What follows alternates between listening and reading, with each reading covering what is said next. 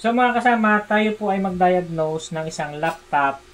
Itong step methods na ito ng pagda-diagnose ng laptop ay is very effective method para makuha nyo kagad yung sira. Okay, so start tayo.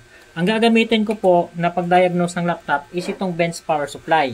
Okay, sa bench power supply natin, lagay po natin yung ating test probe. Okay, tapos set natin sa 1 volt. 1 volt 10 ampere.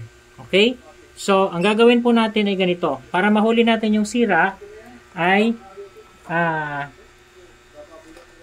ganito po ang gagawin natin. Ganito po mga kasama. First, itest muna natin yung 19 volts rail. Kung mapapansin nyo, sa 19 volts rail, wala siyang current draw. Ibig sabihin, yan po yung normal. Next, i-check po natin lahat ng mga coil. Lahat ng mga coil i-check natin. Ito, kung mapapansin nyo, ilan ang current draw niya? Okay, so 17. Lipat natin sa kabilang coil. Current draw niya 17. Lipat natin sa kabilang coil. Current draw niya ay 30. Normal po yan. Lipat natin sa 3 volts rail. 0. Normal po yan. Lipat natin sa 3 volts rail. 0. Sa battery coil. 0. At saka sa iba pang rail. Okay. So, lahat ng coil ay hindi siya nag-register ng current.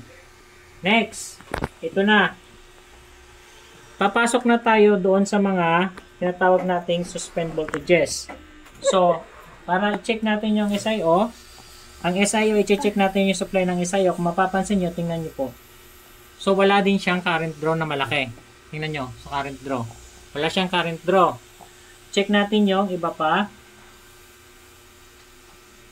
Okay, wala siyang current draw. I-check nyo ngayon tong shorted na to. Mayroong shorted dito, yung 3 volts prime. 3 volts prime ang shorted. Okay, ito yung pinaka-shorted niya. Yan. Mga kasama. Yan.